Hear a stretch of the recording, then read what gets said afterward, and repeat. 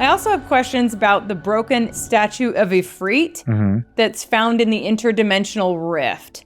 This is one that might be worth going into. So I didn't know, was that like the original body of Ultima or something? Because he does say something about like casting off his body. So does his spirit or his soul look like the ugly dude with 4 arms?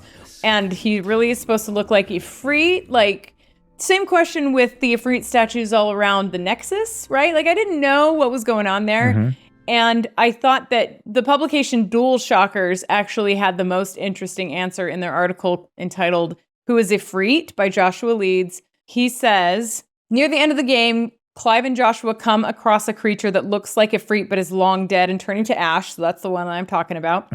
Ultima, in his most powerful form, is also a figure resembling Ifrit and reveals that Ifrit is the true form of Ultima and those like him.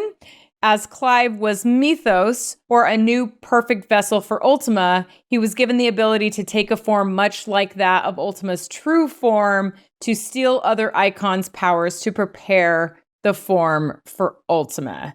That makes sense to me, but I would also say at the same time, like, that didn't make sense to me in the game, so I would have loved more around that.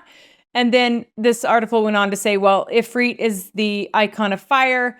That is primarily due to his connection with the Phoenix.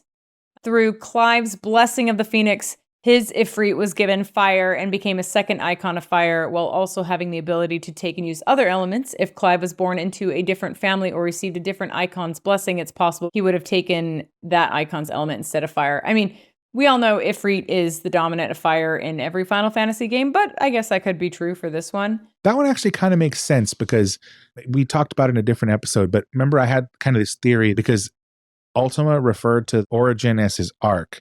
Right. And that these were actually like aliens, a race of aliens that had come to Earth. So it makes sense that their forms would be very different, right? Because of wherever they came from. But why would he look like he's a 4-armed, weird, corpsey human instead of Ifrit? Like, why would he change into that form? Yeah, so I don't know why he would change into that form or whatever. The only thing I can think of is there is a precedent in like a lot of historical religious things where they talk about these gods and goddesses, especially in ancient Greek and Roman mythology, taking the form of humans, right, to interact with them because either they don't want to scare the humans because they have such a drastically different form, or they want to gain the trust of them. So they take the human form because they're a god, they can do that.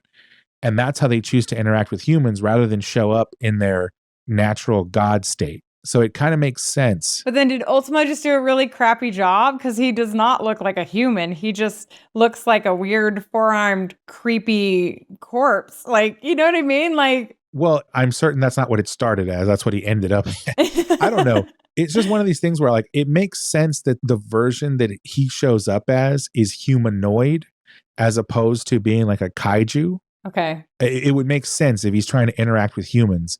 But you're right, like having 4 arms, that's kind of weird. Yeah, I thought that explanation of Ifrit opened my eyes a little bit, but I do have to say I agree with this comment from Boo Kojiro on Reddit. Boo Kojiro, awesome I guess. Yeah. Yeah. This person said, I'm more wondering why that was left up to the viewer interpretation since they went and directly explained so many other things. Like that would have been a pretty important detail to throw into the exposition dump, I think.